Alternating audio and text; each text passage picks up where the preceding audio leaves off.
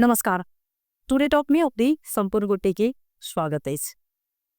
अखन चुनावक जे लहर लाग चुकल है, आई चुनावे के क्रम में जे नेपाल में संहिता कार्यान्वयन एक दशक मतलब नहीं पुगल छे, लेकिन औचित्य खर्च प्रभावकारिता भविष्य के लक तीव्र बहस से गवे तखन शुरू खेर भ चुकल छे।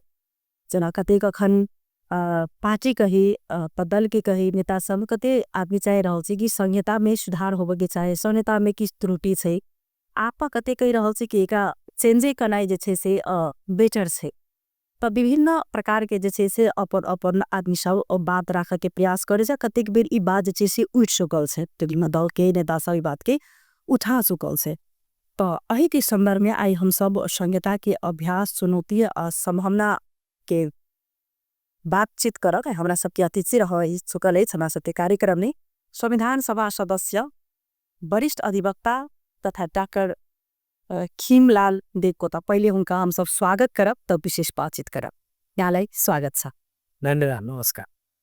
के छ खबर आगे चुनावी एकदम सरगर्मी परिसकेको छ त हरेक नेपाल में, तर यस अहिले चाहिँ के हेरिराख्नु भएको छ यहाँले? चुनाव हुन्छ कि हुँदैन भन्दै गर्दाखेरि चुनाव हुने भएको छ, हिजो नोमिनेसन भएको छ।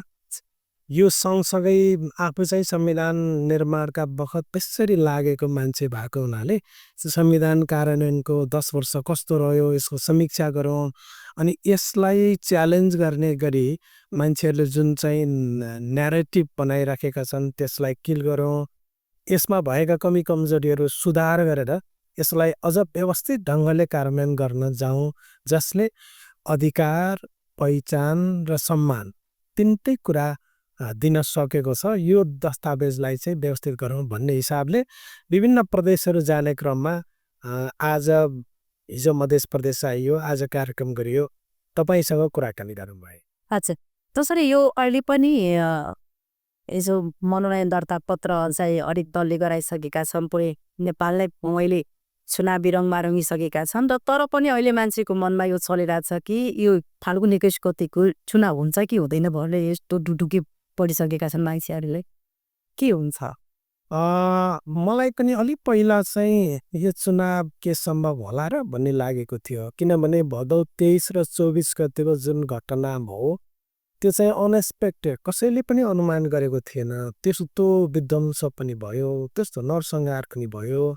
त्यो पृष्ठभूमिमा बनेको सरकार, फेरि त्यो सरकार चाहिँ नन पोलिटिकल सरकार, चुनाव भनेको पोलिटिकल पार्टीका निम्ति, अनि कसरी संयोजन गर्छ होला भन्ने लागेकै हो।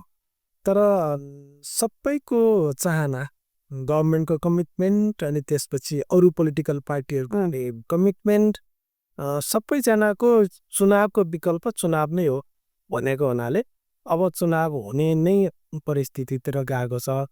तर अझै पनि तपाईँले क्वेसन गरेकोमा केही मान्छे चाहिँ यो चुनाव चाहिँ भानिदिन पायो भने हुन्थ्यो।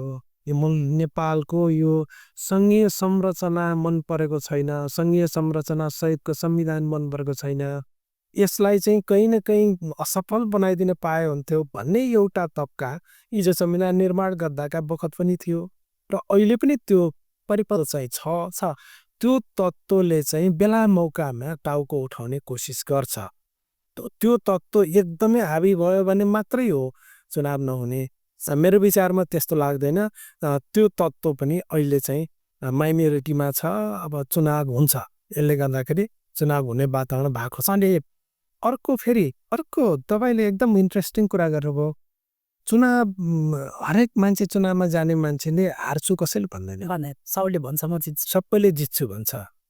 पोलिटिकल पार्टीहरू फेरि कस्तो हुन्छ भने चुनाव जित्नका निम्ति जाने हो भन्छ। हजुर, जित्नका निम्ति जाने हो भनेर चाहिँ गइसकेपछि हार्ने छाटकाट देखियो भने आफू हार्ने चुनाव किन गराउने भनेर त्यो चुनाव फेरि भाँड्दिने षड्यन्त्र हुने सम्भावना त फेरि छ नै।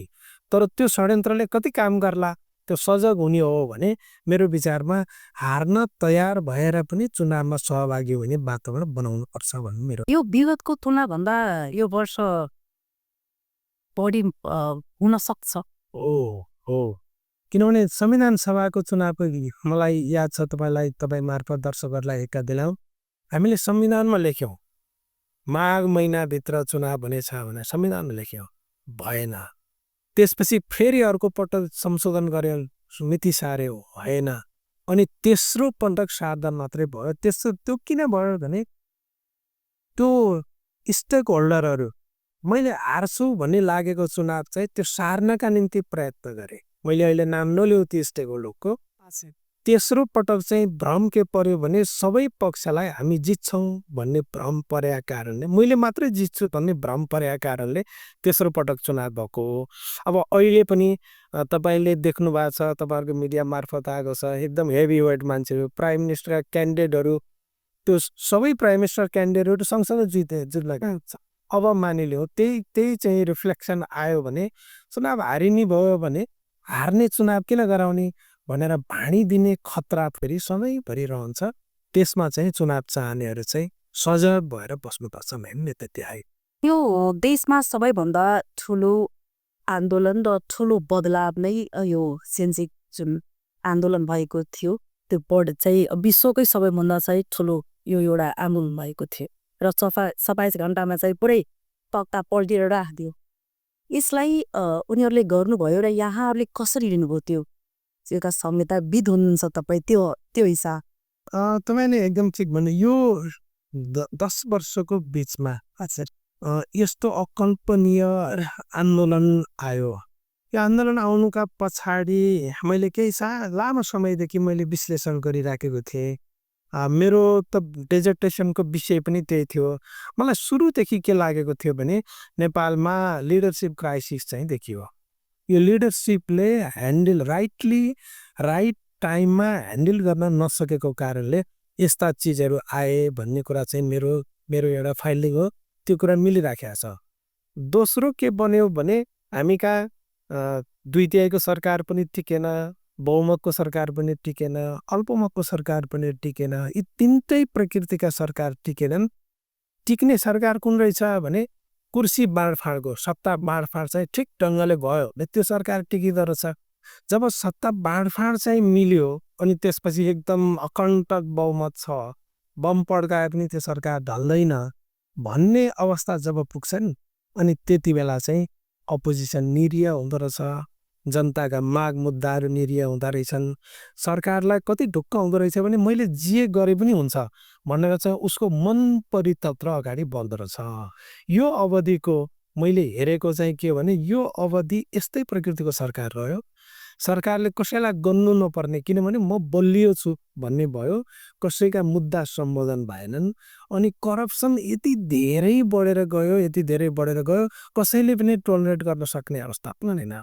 अल अफ सडन यस्तै चिज बनिरहेको बेला सोसल साइटहरू बन्द गरिदिएपछि त सामाजिक सञ्जालहरू त यो जेनजी पुस्ताको त लाइफ लाइन हैन। त्यो नभइकन चाहिँ मान्छे पच्नै नसक्ने, बाँच्नै नसक्ने, कतिपयको त यो चाहिँ त आय आर्जन गर्ने माध्यम पनि बनेको रहेछ। यो अल अफ सडन यो बन्द गरिदिँदाखेरि यसका विरुद्ध चाहिँ आक्रोश, एकुमुलेटेड आक्रोश चाहिँ विस्फोट भयो। त्यही दिन जेनजी त्यति मात्रै थियो, प्रदर्शनको कुरा थियो, एन्टी करप्सनको कुरा थियो, सामाजिक सञ्जाल खोल्ने कुरासँग मात्रै थियो। तर अरू कसैले त्यो एजेन्डालाई हाइज्याक गरिदियो र भोलिपल्टको पुरै ध्वस्त। त्यो सुप्रिम कोर्ट किन जलाउनु पर्यो थियो, त्यो सिंहदरबार किन जलाउनु पर्यो थियो, शीतल निवास किन जलाउनु पर्यो थियो, नेताहरूका घर किन जलाउनु परेको थियो। त्यसले त केही बिगारेको थिएन। बिगारेको थियो भने नेताले थियो होला, ती नेताहरूलाई दण्ड दिने कुरा त इलेक्सन होला, इलेक्सनको बेला जमाना जफ्त गरेर हराइदिएदेखि अर्को आउँथ्यो होला। तर त्यहाँ चाहिँ मलाई डाउट लागेको छ। तर फेरि यति हुँदाहुँदै पनि जुन पुरै देशकै जुन यो सरकारी जुन अब कार्यालयदेखि लिएर हरेक सामग्रीहरू चाहिँ जलाएको छ, नष्ट भएको छ। यो कतै न कतै चाहिँ हामी भोक्तानी हाम्रै घटा भएको छ। एकदम हामीले हाम्रो राष्ट्रिय सम्पत्ति नै ध्वस्त भयो। त्यसकारण यो पाटो चाहिँ जेनजीले नै गर्यो कि जेनजीका नाममा अरू कसैले गर्यो, नेपाललाई मन नपराउनेहरूले गर्यो भन्ने कुरा चाहिँ अझै खोज अनुसन्धानको विषय छ। कार्की आयोगले कति अनुसन्धान गर्छ, त्यसले ल्याउला, पछिसम्म ल्याउला। तर यसमा अरूले चाहिँ गरेको हुन सक्ने भने आकलन गरेको छ, किनकि एउटा जेनजीले त्यस्तो चाहिँ गर्न सक्दैन। यो बाहिरी शक्तिले बाहिरी शक्ति अथवा मतलब यो हजुरको भने बाहिरी शक्तिले यस्तो चाहिँ गराएको हुन् त। कसैले यसलाई चाहिँ यो आन्दोलनको मौका छुटे किनकि एउटा जब सामाजिक सञ्जालको कारण यो करप्सन त सुरुदेखि नै भइरहेको थियो, तर एउटा सामाजिक सञ्जालको कारण पुरै देश नै जर्नी। एक्ज्याक्टली सामाजिक सञ्जाल सरकारले के भन्यो दर्ता गरेर चलाऊ, उसले के भन्यो तिम्रो मुलुकमा करप्सन छ म त दर्ता गर्दिनँ, भएको पुरा यति हो। यसै त इगोमा अनि हाम्रा सारा चाहिँ ऐतिहासिक धरोहरहरू जसले ध्वस्त भए, त्यसको हिसाब किताब कसले गर्ने, त्यसको कम्पेन्सेसन कसले गर्ने, यी कुरा छँदैछन्। तर मूल कारण फेरि म अन्त देख्दिनँ लिडरसिपमै हो, मूल कारण पोलिटिकल पार्टीमै हो। पोलिटिकल पार्टीले डेलिभरी राम्रोसँग दिन सकेको भए, पोलिटिकल पार्टीले सबैलाई रोजगारी दिन सकेको भए त्यो आन्दोलनमा जाने मान्छेलाई फुर्सद पनि हुने थिएन। बिदा लिएर मात्रै आन्दोलनमा जान पर्ने स्थिति बनाइदिन सकेको भए त यो केही पनि हुने थिएन। कोही मान्छे रोजगारी छैन, बेरोजगार छन्, के गरौँ भन्ने भएको छ। दुईटा मोटरसाइकल जुधेको ठाउँमा पनि मान्छे हजारौँ मान्छे चाहिँ त्यहाँ जम्मा भएका छन् भनेपछि आन्दोलन गर्नेहरूका निम्ति वातावरण सिर्जना गर्ने काम पोलिटिकल लिडरसिप, पोलिटिकल पार्टी गभर्मेन्टको डेलिभरी, विक डेलिभरी यो कारणले हो भनेर भन्नुपर्छ। फेरि यसपटक पनि आफ्ना कमजोरी खोतल्दैन खोल्ताले, यो कोही विदेशी तत्त्वले गराएको भनेर जान थालियो भने फेरि यस्तो जेनजी मुभमेन्ट फेरि दोहोरिन सक्छ यस्तै मेरो आग्रह। यो सकिन्छ फेरि हुन सक्छ, किनभने जनताले त डेलिभरी खोजेका छ, जनताले त एन्टी करप्सन चाहिँ त्यो सुन्ने होस् भन्ने चाहेका छन्। त्यो कुरा नसच्याउने हो भने, त्यो कुरा नसच्याउने हो नेताहरूको अहिले पनि देखिराखेको छ। नेताहरू फेरि मलाई अचम्म लागेको कुरा के भने हामी नेताहरूको यति सर्ट मेमोरी छ, जेनजी मुभमेन्ट बिर्सिसके। जेनजी मुभमेन्टले त युवाहरूलाई नेतृत्व हस्तान्तरण गर पनि भने आछ, पटक पटक तिनीहरूमै आइराख्नु पर्ने शासक हुन, अरूलाई फेरि दोहोऱ्याइरहेछ त्यो पनि भने तर यी दुईटै कुरा तिनटै कुरा डेलिभरीको कुरा नयाँ ढङ्गको चुनाव होला भन्ने लाग्या हो। चुनाव त करप्सनको मूल कारण हो, चुनावमा हुने खर्चको कारणले करप्सन बढ्या। जेनजी मुभमेन्टको कुरा करप्सन चाहिँ अन्त होस् भन्ने थियो भनेपछि चुनाव पहिलाभन्दा फरक त हुँदै गइराखेको छैन। त्यही फेज छ, त्यही चाहिँ एजेन्डाहरू त्यही छ, त्यही शिक्षा स्वास्थ्य तरिका त्यही छ। यहाँ धेरैले मञ्च बनाए, त्यो मञ्च बनाउँदाखेरि कति खर्च होला? एउटा सभा गर्न करोडभन्दा घटीले पुग्दैन। अनि त्यो करोडभन्दा बढीको सभामा खर्च गरेर किन सभा गर्नु पर्यो, किन चुनाव प्रचार गर्नु परेको भनेपछि त्यसको स्रोत के हो? आम्दानीको स्रोत खर्च कहाँबाट जुटेको छ? त्यो खर्च चाहिँ ट्याक्स तिरेको पैसा हो कि होइन? यस्ता कुरा त खोज्या हो नि जेनजी मुभमेन्टले। तर जेनजी मुभमेन्टले अलि त्यो पनि विभाजित हुन पुग्यो, नेताहरूको दलहरूको त्यही सङ्गठन त जुम्मन भयो। अलिकति अब हेर्ने दृष्टिकोणमा माथिको मान्छेको चेन्ज भएको छ नि, हेर्ने दृष्टिकोण चेन्ज हुनुपर्ने हो, तर आधारभूत रूपमा परिवर्तन भएको देखिएन। यो चाहिँ चिन्ता परिवर्तन भएन। देश कहाँ अहिले हेर्दाखेरि यो देश कहाँ मुडिसकेका छ, आर्थिक रूपमा कुन हिसाबले यहाँहरूले हिँडिराख्नु भएको छ? आर्थिक हिसाबको कुरा गर्दाखेरि मैले संविधान जारी गर्ने बेलामा मुलुकको ऋण 7 खरब थियो। यो 10 वर्षको अवधिमा त्यो ऋण 20 खरब नै छन्, 20 खरब थपिएर 27 खरब नाग्नु भयो। 20 खरब 10 वर्षको अवधिमा 20 खरब ऋण चाहिँ हामीले लिइसक्यौँ। तपाईँ हाम्रो टाउकोमा चाहिँ त्यति थपिसक्यो, तर त्यसले रिटर्न के दियो भनेर भन्दाखेरि म जति खोज्दाखेरि नै रिटर्न पाउँदिनँ। यो हाम्रो समस्या हुन त यो क्रम त निरन्तर अगाडि बढिरहन्छ। त्यसकारण आर्थिक हिसाबले मुलुक यो ठाउँमा पुग्यो, ऋण चाहिँ थपिन थाल्यो। यसले चाहिँ यो किन गर्छ भने फेरि पनि भ्रष्टाचारका कारणले हो नि यो भएको त। त्यसकारण भ्रष्टाचार अन्त गर्ने कुरा, भ्रष्टाचार कम गर्ने कुरा, अन्त गर्ने कुरा त थियो। अब बढ्दै अब के लागिरहेछ यहाँलाई? अब चुनाव फेरि भइरहेछ होइन? यो 5 सालमा आउनुपर्ने चुनाव 2.5 सालमै 2 चोटि भइसक्यो। यसले गर्दा अब फेरि आर्थिक अवस्था चाहिँ यहाँको चाहिँ एकदमै खराब हुन्छ सायद। मेरो विचारमा मुलुकको आर्थिक अवस्था यो बिचमा जेनजी मुभमेन्ट भयो, जेनजी मुभमेन्ट पछि बनेको गभर्मेन्टले आफ्नो खर्च चाहिँ 10% हुने गर्न सकेन। यो सबभन्दा ठुलो समस्या। बैंकहरुमा पैसा थुप्रिएर बसेको छ। बैंकमा पैसा थुप्रिने एक्टिभिटीमा नजाने भनेपछि आर्थिक गतिविधि शून्य हुन्छ। आर्थिक गतिविधि जिरो हुन्छ। आर्थिक गतिविधि नभइसकेपछि त हरेक इन्डिभिजुअलको तपाईको मेरो पनि यो आर्थिक उन्नतिको सम्भावना त शून्य हुन्छ। त्यसैले हो यो चाहिँ चिन्ता हो एक। दोस्रो इलेक्सनको बेलामा अलिअलि त्यो पैसा चाहिँ बाहिर आउँछ कि भन्ने चाहिँ मलाई लागेको हो। तर मेरो पहिलाको अध्ययनले के बताउँछ भने इलेक्सनको बेला पनि मान्छेहरूले बैंकबाट वैध पैसा झिक्दैनन्। अवैध रूपमा राखेको बोराको पैसा खर्च गर्छन् भन्ने चाहिँ अब अध्ययनहरूले निकालेको छ निष्कर्ष। किनभने अहिले पनि सायद राष्ट्र बैंकले अब बैंकको पैसाको माग हुन्छ भनेर बैंकहरुमा पैसा पठाएको छ। आफ्ना शाखाहरुमा अरु बैंकहरु पैसा पठाउँछ तर ती बैंकहरुबाट पैसा लिँदैनन्।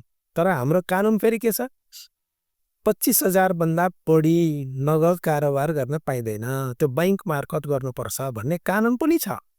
त्यो कानुन पालना गरिदिने हो भने आर्थिक गतिविधि अगाडि बढ्थ्यो। आर्थिक गतिविधि बढेपछि आर्थिक हिसाबले हामी मन्दीको अवस्थामा रहँदैनथ्यौं।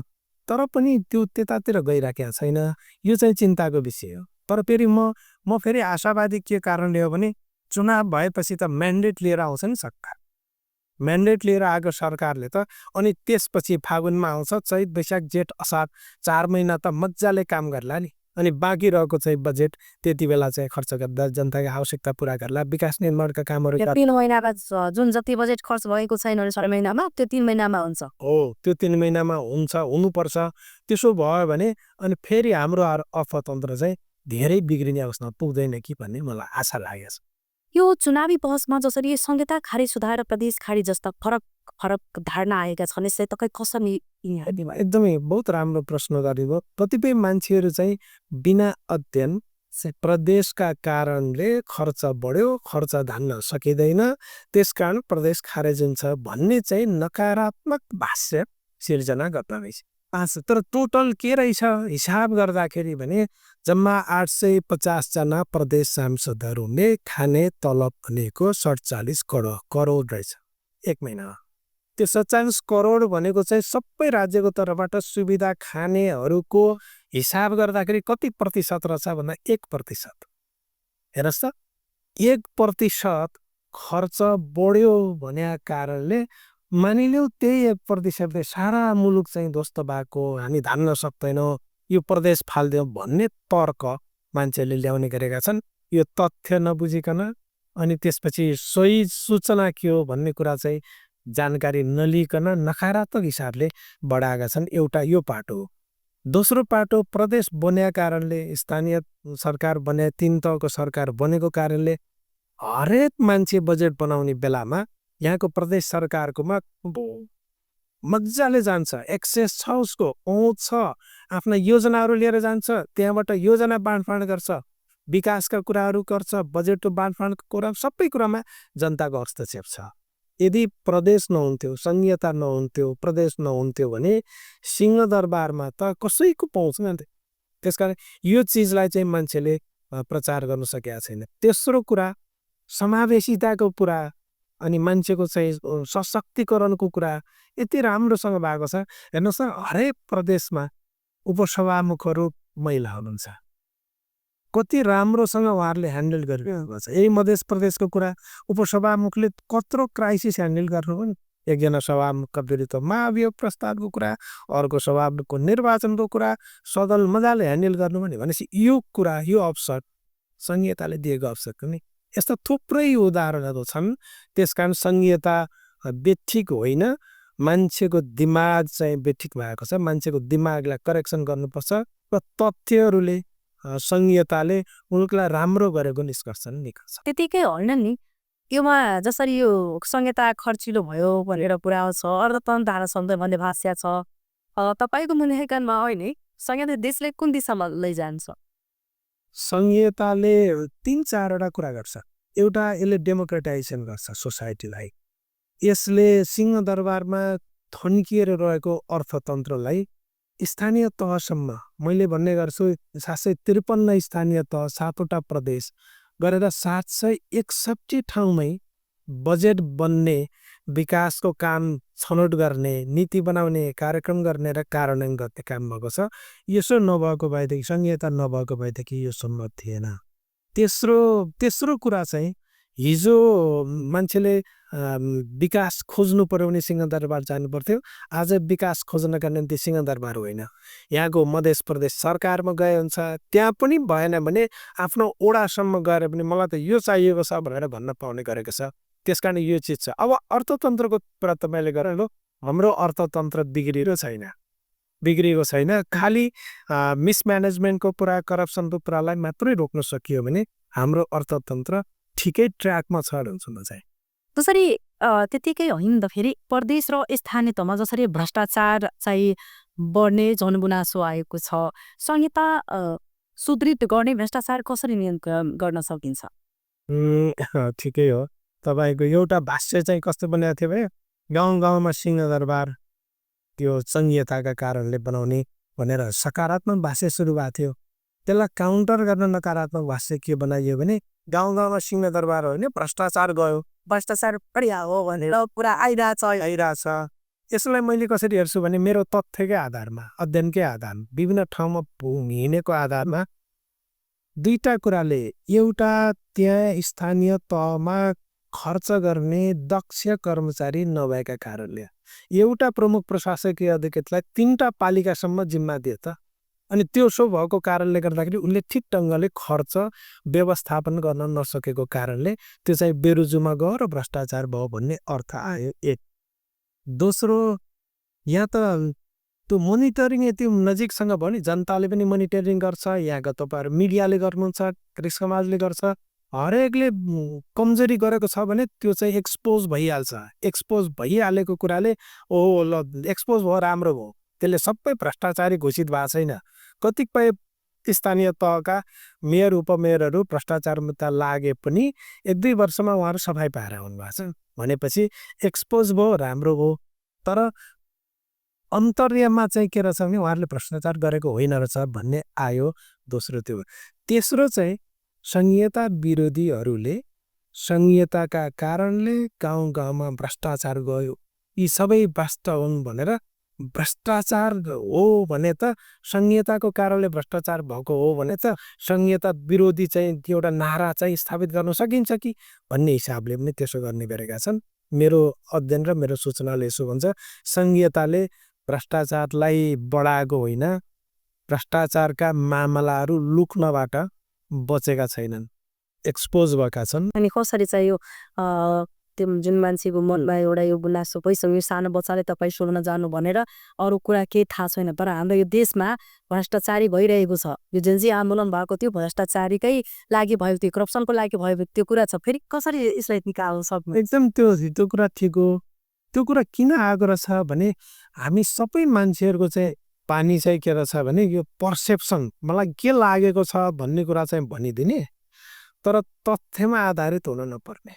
मैले केही भने मैले पुष्टि गर्नु पर्दैन, प्रमाणित गर्नु पर्दैन भने त म जे पनि भन्न मन लाग्छ त्यही भनिदिन्छु। अहिले भएको छ त्यही, हरेक मान्छेले भनिदिएको छ। अघि हामी अनौपचारिक कुरा गऱ्यौँ, हरेकको हातमा मोबाइल छ, हरेकको हातमा सोसल साइट छ, फेसबुक छ, आएको मन लागेको कुरा भनिदिएको छ। अनि सामान्य मान्छेले चाहिँ ल फेसबुकमै आएको देखेको हुँ, यो कुरा त सत्य हो भन्ने उसको दिमाग त्यस्तो बनाइदिएको छ। त्यस कारण हामी के हुनु पर्यो भने साँच्चै केही सूचना आयो भने यो साँच्चै सत्य हो कि होइन, एउटा नगरपालिकामा भ्रष्टाचार भयो भन्ने समाचार आयो भने यो साँच्चै भ्रष्टाचार भएको हो कि होइन पहिला अध्ययन गर्ने, तथ्यले पुष्टि गर्छ भने हो भन्ने, होइन भने यो तथ्यले पुष्टि नगर्ने कुरा त आरोप मात्रै हो भनेर त्यसलाई खण्डन गर्नतिर जानुपर्छ भन्ने मेरो भनाइ। हजुर, त्यो सङ्घीय सरकारले जसरी अधिकार हस्तान्तरण चासो नदेखाएको आरोप छ होइन, यसमा केनको मात्र दृश्य हो कि संहितावादी दलप्रतिहरू पनि चाहिँ जिम्मेवार छ? एकदम ठिक प्रश्न गर्नुभयो। संहिताका बारेमा हामीले यसको डिजाइन गर्ने बेलादेखि, यसको ड्राफ्टिङ गर्ने बेलादेखि, कार्यान्वयनको अवस्थादेखि हामी हेरिराखेका छौँ। यसमा दुईटा समस्या छ। एउटा संहिताका सन्दर्भमा संविधानले अधिकार बाँडिदिएको छ, सरकारले बाँडे होइन। त्यो प्राप्त भएको अधिकारलाई स्थानीय र प्रदेशले उपयुक्त ढङ्गले सम्पूर्ण रूपमा भोग गर्न सकिराखेका छैन। एउटा समस्या यो हो। अर्को सङ्घ सरकारले आफूलाई नभएका अधिकारहरू यो त प्रदेशको हो, यो त स्थानीयको हो भनेर छोड्नु पर्थ्यो। हिजोदेखि जो आदत बसिरहेको छ उसले छोड्न चाहेन। यो दुईटा कुराको कहीँ न कहीँ भेट भएको छ। यसो हुनुको कारण के पर्यो भने ब्युरोक्रेसी त हाम्रो सङ्घीय भएन, सङ्घीय निजामती सेवा ऐन आएन। स्थानीयमा पनि प्रदेशमा पनि काम गर्ने त सबै सङ्घकै कर्मचारी छन्। ती सङ्घका कर्मचारीले उसको नेकीबदी गर्ने, उसको कासमु भर्ने त सङ्घले हो। त्यसकारण सङ्घको इन्ट्रेस्टभन्दा बाहिर काम गरिदिएन। त्यसकारण यसले चाहिँ यो समस्या बनायो भन्ने मलाई लाग्छ। यति हुँदाहुँदै पनि प्रशस्त कामहरू भएका छन्, अधिकारहरू प्राप्त भएकै छन्, प्रयोग भएकै छन्, तर पुगेको छैन होइन। नपुगेको कुरा साँचो हो। उदाहरणको निम्ति अर्को एउटा टेन्डेन्सी पनि के देखियो भने प्रदेशमा जहाँ अधिकार दिएको छ संविधानले दिएको अधिकारलाई पर्याप्त मात्रामा प्रयोग गर्न छोडेर नदिएको अधिकारमा अलिक आँखा लगाउने, नदिएको अधिकारका निम्ति अलि स्टन्टबाजी गर्ने यो काम पनि भएको छ। जस्तो उदाहरणको निम्ति उच्च शिक्षा प्रदेशको एकल अधिकारको कुरा हो। उच्च शिक्षाको बारेमा कसैले आँखा लगाउन पाउँदैन, तर अहिले उच्च शिक्षा त्यो एसई बोर्ड +2 यो सबै सङ्घले आफैले चाहिँ धालीमुहाली गरेको गरेछ। त्यस्तो मामलामा प्रदेशले वास्ता नगर्ने, प्रदेशको ध्यान कहाँ छ भन्दा कलेजहरू छ, अनि त्यसपछि तल चाहिँ प्राथमिक विद्यालय माध्यमिक विद्यालयसँग उसको ध्यान छ। त्यसकारण जहाँ उसलाई अधिकार दिएको हो त्यसमा केन्द्रित भएर त्यो सम्पूर्ण रूपमा उपभोग गर्ने, अनि अधिकार पुगेन भने संविधान संशोधनका मार्फत अगाडि जाने, त्यसो गर्नु पर्थ्यो। त्यो प्रदेशले पनि गर्न नसकेको कारणले यस्तो भयो भन्ने मलाई लाग्छ। हजुर, जसरी यो तपाईँको विचारमा अहिलेको सङ्घीय संरचना तत्काल के कस्ता चाहिँ सुधार आवश्यक चाहिँ? सङ्घीय संरचनाको बारेमा मेरो सोचदेखिको धारणा के भने हामीले पहिचान र सामर्थ्यको आधारमा सङ्घीय संरचना बनाउनु पर्छ भनेका थियौँ। आज कम्प्रोमाइज गर्नु परेको कारणले हाम्रा 7 प्रदेशमध्ये यो मधेस प्रदेश बाहेक अरू कुनै पनि प्रदेश आज पहिचानमा आधारित भएर भन्न पाएनन्। त्यसकारण सकिन्छ यो पहिचानमा आधारित सङ्घीयता बनाऊ, पहिलो कुरा यो हो। दोस्रो कुरा हामीसँग चाहिँ अधिकारका सूचीहरूमा थुप्रै चाहिँ बाजिएको छ, दोहोरिएको छ, तेरिएको छ। यो अधिकारका सूचीहरूलाई प्रष्ट गरौँ। तेस्रो कुरा चाहिँ जहाँ जसको अधिकार हो त्यहाँ त्यसको अधिकार प्रयोग गर्ने कल्चर निर्माण गरौँ। अझ सबभन्दा महत्त्वपूर्ण कुरा बुझ्न सकिने गरी भन्न सकिने कुरा एकल अधिकारमा तोकिएको विषयमा सम्पूर्ण रूपमा ध्यान केन्द्रित गरौँ।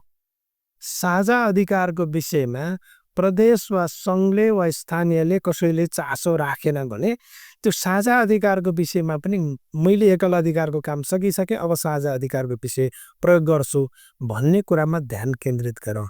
यति गर्न सकियो भने सबै कुरा हुन्छ।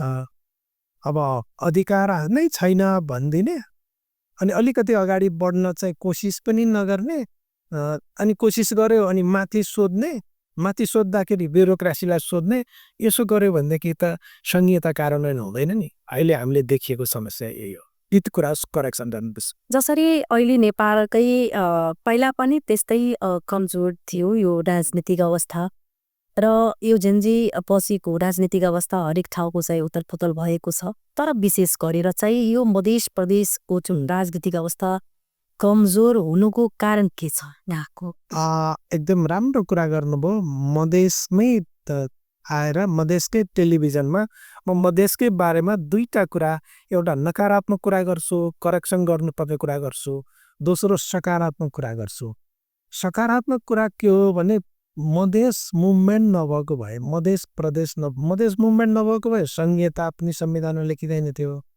लेखिसकेको सङ्घीयता पनि मधेस प्रदेशले प्रयत्न नगरेको भए कार्यान्वयन हुने थिएन। त्यसकारण यो मधेस प्रदेश चाहिँ सङ्घीयताको निम्ति एउटा मेरुदण्ड हो भन्छु। अझै पनि कार्यान्वयन गर्नका निम्ति मधेस प्रदेशले अगाडि बढाउनुपर्छ भन्छु। यो सकारात्मक कुरा हो। नकारात्मक कुरा के हो भने मधेस प्रदेशले यहाँ मधेस सरकार छ, मधेस सभा छ भन्ने अनुभूति जुन ढङ्गले दिलाउनु पर्ने हो मधेसका जनतालाई, त्यो दिलाउन नसकेको कुरा, डेलिभरी मधेसका जनताको अपेक्षा जति थियो त्यो अपेक्षा सम्पूर्ण रूपमा पुरा गर्न नसकेको कुरा, अनि सँगसँग पर्याप्त मात्रामा भिड्न नसकेको कुरा, यो एउटै मात्रै म उदाहरण दिन्छु। प्रदेश निजामती सेवा ऐन बनाउने मुख्य सचिव चाहिँ प्रमुख सचिव चाहिँ सँगै हुने भनेर बनाइदिएपछि अनि हुन्छ के? संविधानले त के भनेको छ भने प्रदेश तथा स्थानीय सेवा गठन तथा सञ्चालन गर्न सक्ने भनेर राखेको छ। त्यो अधिकार एसर्ट गर्न नसक्ने कुरा मध्य प्रदेशको कमजोरी हो भन्छौँ। किन यो प्रदेशबाट नछानिकन फेरि सँगै चाहिँ सचिव चाहिँ किन, कारण के छ? यही समस्या छ। किनभने अब सङ्घको या त प्रदेश र स्थानीय तहको त सेवा गठन गर्ने र सञ्चालन गर्ने अधिकार त सम्पूर्ण रूपमा संविधानले नै दियो त। संविधानले दिएको अधिकार हुँदा हुँदै पनि त्यसलाई प्रयोग गर्न नसक्नुको पछाडि यसो उहाँहरूलाई आइरहेको छैन कि विश्वास छैन कि के छ, के हेरिराख्नु भएको छ? एकदम उहाँले प्रयत्न, मलाई थाहा भएको कुरा चाहिँ प्रयत्न पेसरी गर्नुभएको छ। यहाँका पूर्व मुख्यमन्त्रीजीहरू बालवालाहरू सबैसँग मेरो राम्रो सम्बन्ध छ। प्रयत्न पेसरी गरिरहनु भएको छ। तर उहाँले जतिसुकै प्रयत्न गर्दा पनि सङ्घीय निजामती सेवा ऐन नआइदिएका कारणले, अहिलेसम्म प्रदेशमा भएका कर्मचारीहरू सङ्घकै भएका कारणले, कर्मचारी तन्त्रबाट चाहिँ कोअपरेसन नभएको कारणले उहाँले चाहेका कुरा पनि गर्न सकिराखेका छैन। एउटा यो चासोको कुरा हो, एउटा यो समस्याको कुरा हो। दोस्रो, मुलुक त राज्य चल्ने भनेको त कानुनले चल्ने हो नि। पोलिटिसियनहरूलाई चाहिँ इमोसनमा होइन यो कानुनले मिल्छ मिल्दैन मलाई थाहा छैन, तर मेरा जनताको मेरा आवश्यकता पुरा गर्नुपर्छ भनेर अनावश्यक दबाब दिने, त्यो दबाब दिँदाखेरि चाहिँ काम भइहाल्यो भने त्यसले अनियमितता निम्त्याउने, अनि त्यो अनियमितता निम्त्याउनका निम्ति चाहिँ कर्मचारीले चाहिँ रोक्ने, यो कारणले पनि मेरो विचारमा कमी भएको छ। यो कुरा मध्य प्रदेशले, सरकारले, सभाले यसलाई करेक्सन गर्नुपर्छ भन्ने मलाई लाग्छ। आज मात्रै पनि हामीले कार्यक्रममा सुन्यौँ, थुप्रै मधेसकै मान्यहरू भन्नुहुन्छ कमिसनमा चाहिँ विकास खर्च गर्ने, कमिसन भएपछि मात्रै बजेट बाँड्ने, भ्रष्टाचार चाहिँ यस्तो चाहिँ बनाउने सरकारलाई भनेर उहाँहरू नै कुरा गरिरहनुहुन्छ। यो अर्थ अहिले पनि गएर कुरा चाहिँ त्यही ठाउँमा अड्किएका छन् त, वास्तवमा भइ त्यही रहेछ। अब त्यो कुरा उहाँहरूले भन्नुपर्ने बाध्यता किन आइपर्यो भने त्यो त सरकार छ आफ्नो हो। उहाँहरू फेरि घुमिफिरी पालो पालो कहिले को मन्त्री त हुनु भएकै छ। मन्त्री नभएको बेलामा गाली गर्नुहुन्छ, मन्त्री भएको बेलामा आफूले पनि त्यही गर्नुहुन्छ। भनेपछि यो आदत हो भने परिपाटी जबसम्म चल्छ तबसम्मकै हो, यो आदत त करेक्सन गर्नुपर्छ। त्यस कारण यो कुरा त हुने सम्भावना हेरिराख्नु भएको छ, साँचकाट हेरिराख्नु भएको छ। किनकि यत्रो जेनजी आन्दोलनमा घर जलायो, नेता कुटायो, जे पनि नसोचेको कुरा भयो, तर पनि अहिले चाहिँ त्यही मान्छेहरूको अनुहार आइरहेछ चुनावी मैदानमा। कसरी हुन? तपाईँले भनेको ठिकै हो, तर नसचिएर त सुखै छैन। नसचिएर सुखै छैन। कि सच्चिन तयार हुनुपर्छ, कि सकिन तयार हुनुपर्छ, कि झुक्न तयार हुनुपर्छ, कि भाँचिन तयार हुनुपर्छ। विषयवस्तु त यी विषयवस्तु त समस्या हुन् भन्ने कुरा सामूहिक रूपमा उठाउनु भयो नि त उहाँहरूले। कहिले कसले उठाउनु भयो, कहिले कसले उठाउनु भयो, कहिले समय अपोजिसनमा हुँदा उठाउनु भयो, तर कुरा त हो रहेछ नि। भनेपछि यो समस्या समाधान गर्नका निम्ति त उहाँहरूले आफू सच्चिनु पर्ने ठाउँमा आफू सच्चिनु पर्यो, प्रक्रिया सच्याउनु पर्ने ठाउँ प्रक्रिया सच्याउनु पर्यो। सच्याउनुको विकल्प छैन। होइन भने फेरि चाहिँ अर्को मुभमेन्ट भोग्ने त अर्को मुभमेन्ट भोगेर हुँदैन। किनभने यहाँ मधेस मुभमेन्ट कम भएको, मधेस मुभमेन्ट पनि चर्को भएको हो नि। जेन्जी मुभमेन्टको हिसाबले त मधेस मुभमेन्टको हिसाब त झन् ठुलो 10 सालमा त भइरहेको छ, भइरहेकै थियो। भनेपछि ती मुभमेन्टहरूबाट त सिक्ने हो, पाठ सिक्ने हो, गल्ती नदोहोऱ्याउने हो, असफलता चाहिँ लाई माया नगर्ने हो, असफलतालाई चाहिँ टाढा भगाउने, सफलतालाई अगाडि बढाउने। हजुर, जसरी हजुर चाहिँ एउटा प्रवक्ता पनि हुनुहुन्छ, जसरी अहिले हेर्दाखेरि निर्वाचन कार्यालयले एकदमै सूचना जारी गरेका छन् कि कुनै प्रकारका जुलुस, नारा र यो बाजा गजा पुछौ भगत तरिकामा चाहिँ निकालेर यो नोमिनेसन चाहिँ गराउनु चाहिँ हुँदैन। तर जुन हिसाबले हिजो हेर्दाखेरि यो यो आचार संहिताको पुरै उल्लङ्घन नै भएको छ, पुरै धजिया नै उडाएको छ। यसमा के भन्न चाहनुहुन्छ तपाईँ? कसरी चाहिँ मूल्याङ्कन गर्नु हो जुन हिसाबले अहिले यो पोलिटिकल के यो वास्ते थाहा एकदमै यसको पछाडि दुईटा कुरा म भन्न चाहन्छु। एउटा अघि नै भने निर्वाचन चाहिँ भ्रष्टाचारको कारण बन्न पुग्यो, त्यसकारण चाहिँ यो यसलाई घटाउने हो भने प्रचारको अवधि छोटो बनाऊ। योभन्दा अगाडिको निर्वाचनमा 15 दिन राखेको थियो। अहिले निर्वाचन आयोगले हिजोबाट चाहिँ आचार संहिता लागू गरेर फागुन 21 सम्म 1.5 महिना चाहिँ आचार संहिताभित्र मान्छेलाई हुल्दियो। 1.5 महिना, त्यो हिजो जस्तो जुलुस त 1.5 महिना हुन्छ। कार्यकर्ताहरू भोटरहरूलाई खुवाउने पियाउने भोज भतेर इलेक्सन कमिसनले रोक्न चाहे पनि नरोक्ने अवस्था भयो। इलेक्सन कमिसनले गल्ती गर्यो भन्छ। आचार संहिता 45 दिन किन लगाउनु पर्यो? योभन्दा अगाडि 15 दिनमा लगाइएको थियो। एक यो हो। दोस्रो, त्यसरी जब आचार संहितामा त्यो लेखिसकेपछि त्यसको उल्लङ्घन गर्यो भने केसम्म गर्ने अधिकार छ निर्वाचन आयोगलाई भने त्यो उम्मेदवारी बदर गरिदिने, त्यो उम्मेदवारी बदर मात्रै होइन जरिवाना गर्ने, जरिवाना मात्रै होइन अर्को 5 वर्षसम्म चुनाव लड्न अयोग्य घोषणा गर्ने सम्मको अधिकार निर्वाचन आयोगले छ। तर गर्दैनन् हो। त्यसकारण त्यो अधिकार किन राख्या?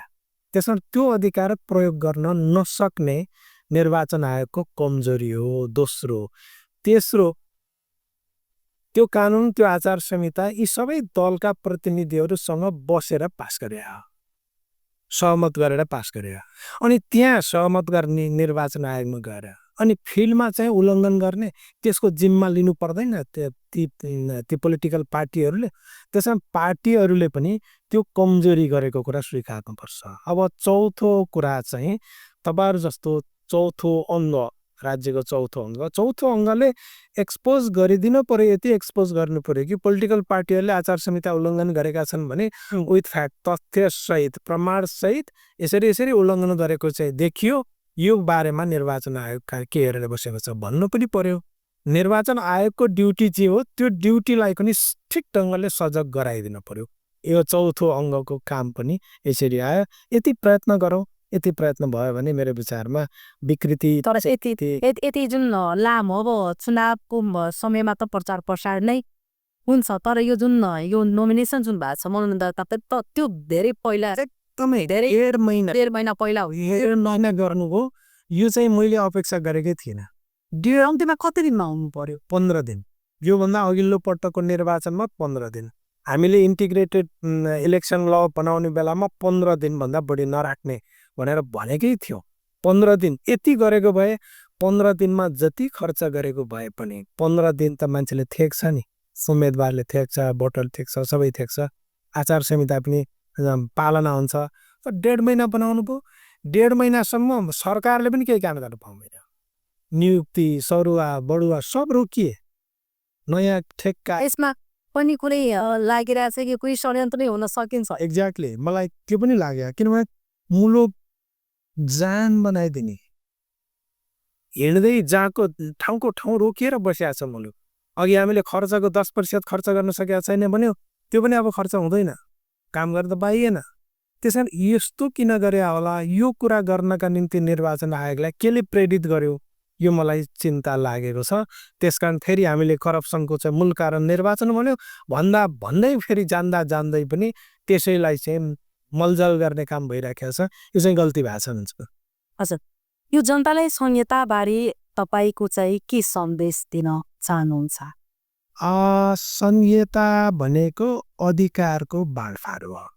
अधिकार केन्द्रमा या एउटा व्यक्तिमा रहने कुरा र डेमोक्रेसी सँगसँगै जान सक्दैन। लोकतन्त्र चाहने हो भने अधिकार चाहिँ जहाँको त्यहीँ पुर्याइदिनुपर्छ। अझ अधिकार जहाँबाट सिर्जना हुन्छ त्यहाँ पुर्याउनुपर्छ।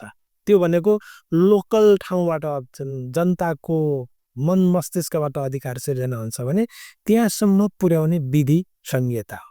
यदि संहिता नहुने हो भने अधिकार जनतामा सिर्जना हुन्छ तर त्यसको प्रयोग चाहिँ टप लेभलबाट हुने गर्छ, अथवा पार्टीको प्रमुखबाट हुने गर्छ, अथवा केन्द्र सरकारबाट हुने गर्छ, जुन कुरा डेमोक्रेसीसँग मेल खाँदैन। त्यसकारण संहिता भनेको लोकतन्त्रको अर्को स्वरूप हो, जसले अधिकारको हस्तान्तरण अधिकारको बाँडफाँड हरेक तह निकाय र व्यक्तिसम्म पुर्याउँछ।